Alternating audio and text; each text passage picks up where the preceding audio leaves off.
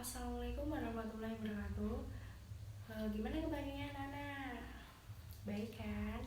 Oke, sebelum memulai pelajaran pada pagi hari ini, marilah kita berdoa menurut keyakinan kita masing-masing. Berdoa mulai.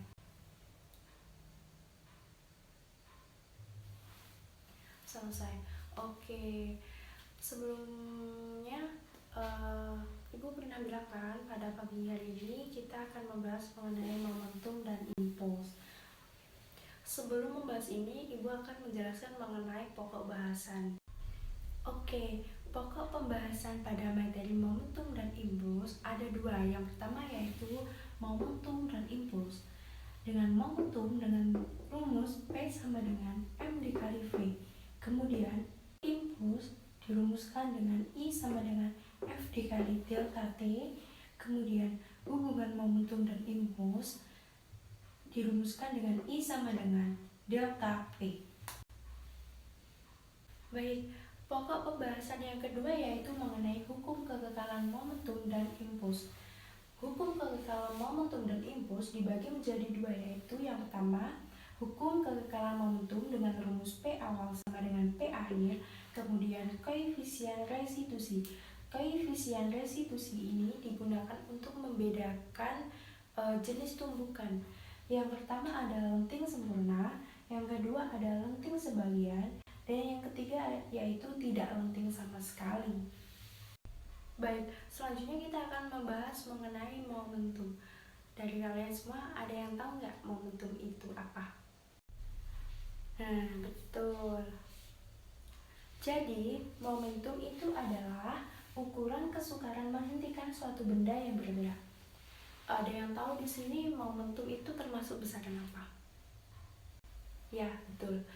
Momentum merupakan besaran vektor yang artinya mempunyai nilai dan arah. Dan momentum itu sendiri dapat dirumuskan sebagai berikut, yaitu P sama dengan M dikali V.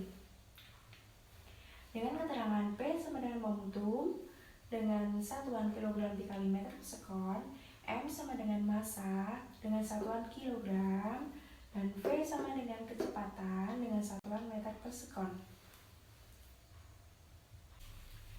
Baik, selanjutnya yaitu hubungan antar variabel. Yang pertama yaitu hubungan momentum dengan massa, yaitu berbanding lurus, artinya semakin besar massanya, momentumnya juga akan semakin besar. Kemudian hubungan momentum dengan kecepatan yaitu berbanding lurus juga, artinya semakin besar kecepatan, momentumnya juga akan semakin besar. Di sini ada yang tanyakan? Oke, kalau tidak, Ibu akan menjelaskan mengenai impuls. Baik, di sini ada yang tahu mengenai pengertian dari impuls. Impuls merupakan apa? Baik, impuls merupakan ukuran seberapa besar gaya luar mengubah momentum suatu benda. Baik, selanjutnya yaitu faktor-faktor yang mempengaruhi impuls. Faktor-faktor yang mempengaruhi impuls itu ada dua. Yang pertama yaitu gaya, dan yang kedua selang waktu.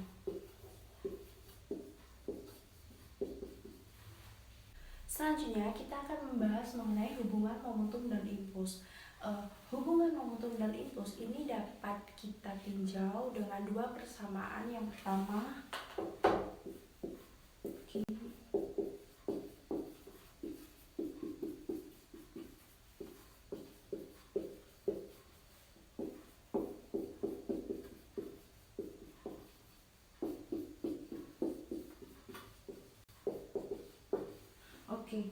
jadi hubungan momentum dan impuls ini dapat kita tinjau dari dua persamaan. Yang pertama yaitu kinematika gerak, dan yang kedua yaitu hukum 2 Newton.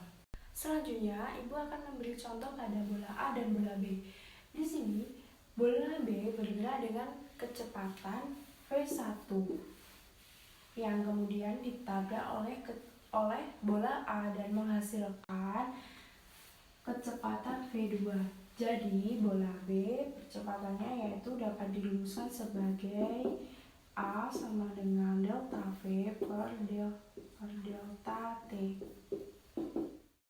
Dan apabila kita tinjau dengan hukum 2 Newton, dapat kita tuliskan bahwa A sama dengan F per M.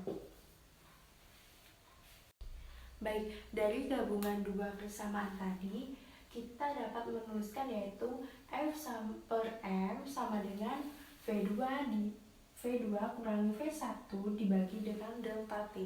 Dan sesuai dengan konsep impuls dan momentum dapat kita rumuskan yaitu I sama dengan P2 min P1.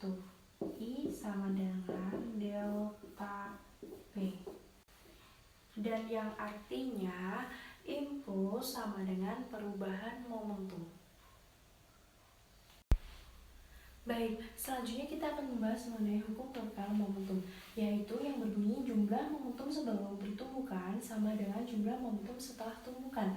Dan secara matematis dapat kita tuliskan sebagai berikut.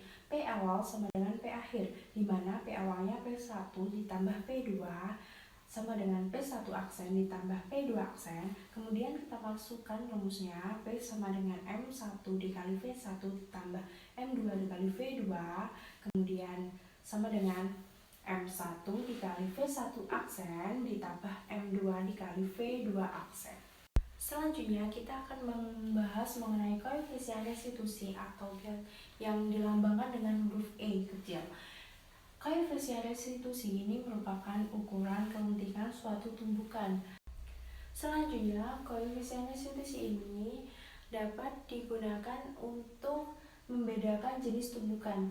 Dan yang pertama yaitu tumbukan lenting sempurna dengan nilai koefisien restitusi sama dengan 1, tumbukan lenting sebagian dengan nilai koefisien restitusi 0 kurang dari koefisien restitusi kurang dari 1.